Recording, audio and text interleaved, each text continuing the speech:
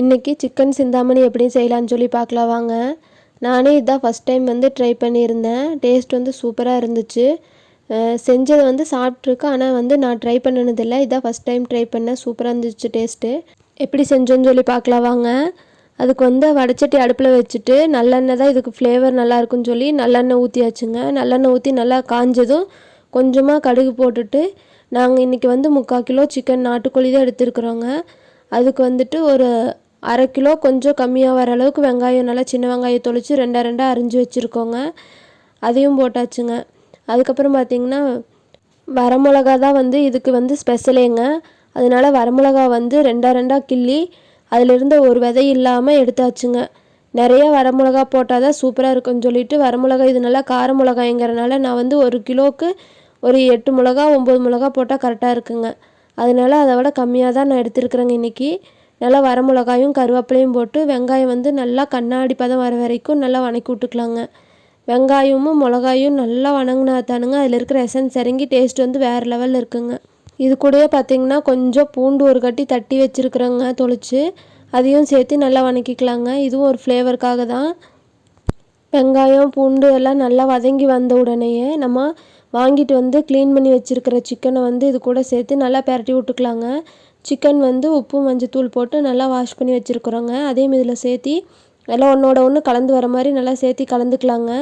Chicken வந்து கொஞ்ச நேரம் அந்த வெங்காயத்து கூட வணங்கி அந்த சிக்கனில் இருக்கிற தண்ணி வந்து அதுவாக பிரிஞ்சு வர வரைக்கும் கொஞ்ச நேரம் வெயிட் பண்ணலாங்க. அதுக்கு முன்னாடி தண்ணி ஊற்ற வேண்டாம். அந்த தண்ணி விட்டதுக்கப்புறமா பார்த்திங்கன்னா நம்ம தேவையான அளவு இது நாட்டுக்கோழிங்கிறனால தண்ணி ஊற்றலாங்க. இதுவே வந்து பிராய்லராக இருந்தால் நம்மளுக்கு தண்ணியே தேவைப்படாதுங்க. அதில் விடுற தண்ணியை வந்து சரியாக போயிடும். நம்ம இதுக்கு வந்து கொஞ்சமாக தண்ணி ஊற்றி நல்லா மூடி வச்சிடலாங்க. கொஞ்சம் நேரத்துக்கு ஒரு டைமும் மூடி ஓப்பன் பண்ணி நல்லா கலரி விட்டுக்கோங்க. அந்த தண்ணி வந்து சுண்டி நல்லா எண்ணெய் பிரிஞ்சு வரணும் சிக்கனில். அப்போ தான் வந்து டேஸ்ட் நல்லாயிருக்கும். மிளகாயும் பார்த்திங்கன்னா நல்லா தண்ணியில் வெந்து கரைஞ்சி நல்லா சிக்கனில் வந்து இறங்கிருங்க. காரமும் தேவையான அளவு உப்பு போட்டு நல்லா மூடி வச்சு கலரி விடுங்க. அப்படியே சைடில் பார்த்திங்கன்னா நாட்டுக்கோழி குழம்புக்காக வந்துட்டு மசாலா ரெடி பண்ணலாங்க. நான் வந்து எப்படி மசாலா ரெடி பண்ணுவேன்னு சொல்லி பார்க்கலாம் வாங்க. அதுக்கு வந்து வடைச்சட்டி அடுப்பில் வச்சுட்டுங்க தேவையான அளவு எண்ணெய் ஊற்றி சின்ன வெங்காயம் போட்டுட்டு இஞ்சி பூண்டு கருவேப்பிலை தக்காளி பட்டை கிராம்பு சோம்பு இதெல்லாம் போட்டு நல்லா வறுத்துக்கலாங்க. தக்காளி வெங்காயம் எல்லாம் அந்த எண்ணெயில் வந்து நல்லா கலர் சேஞ்ச் ஆகி வர வரைக்கும் நல்லா வறுத்துக்கலாங்க. வெங்காயமெல்லாம் கொஞ்சம் கலர் சேஞ்ச் ஆகி வந்தோடனே மிளகாயுங்க தேவையான அளவு உப்பும் மஞ்சத்தூளும் போட்டு நல்லா கலந்துக்கலாங்க. நல்லா கலந்து விட்டுடுங்க. கொஞ்சமாக தேங்காய் துருவல் சேர்த்து அதையும் நல்லா மிக்ஸ் பண்ணிவிட்டு மல்லித்தூள் வந்து சேர்த்துக்கலாங்க. கொஞ்சம் மல்லித்தூள் பார்த்திங்கன்னா நம்ம வீட்டிலே ரெடி பண்ணி அரைச்சதுங்க.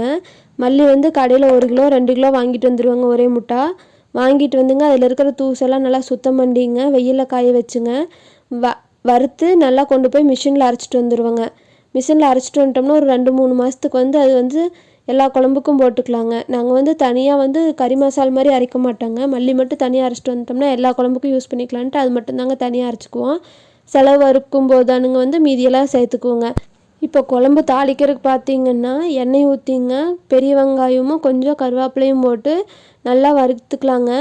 நான் வந்து மசாலா கூட தாங்க தக்காளி மிளகாய் எல்லாம் போட்டிருக்கறனால காரம் வந்து அதுலேயே கரெக்டாக இருந்துச்சுங்க. உங்களுக்கு தேவைன்னா காரம் இதில் சேர்த்திக்கலாங்க, மிளகாய் சேர்த்திக்கலாங்க. நான் வந்து காரம் அதுலேயே கரெக்டாக இருக்கிறனால வந்து இப்போ வந்து வெறும் வெங்காயம் கருவேப்பிலை மட்டும் போட்டு தாளிப்பு கொடுத்துக்கிறேங்க.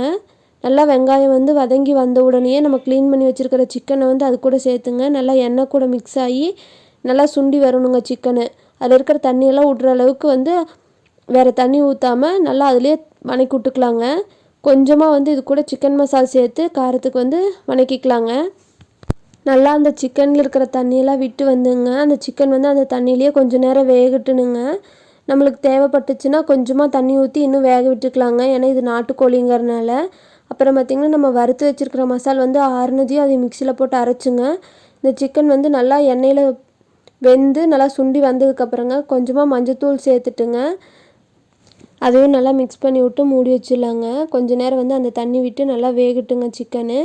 நல்லா வெந்து வந்ததுக்கப்புறங்க நம்ம அரைச்சி வச்சுருக்கிற மசால் வந்துட்டு நல்லா கரைச்சி இதில் ஊற்றிக்கலாங்க. உங்களுக்கு தண்ணியாட்ட வேணால் தண்ணி கொஞ்சம் கூட வச்சுக்கலாங்க. இல்லை கெட்டியாக வேணும்னா வந்துட்டு தண்ணி வந்து அளவாக வச்சுக்கோங்க.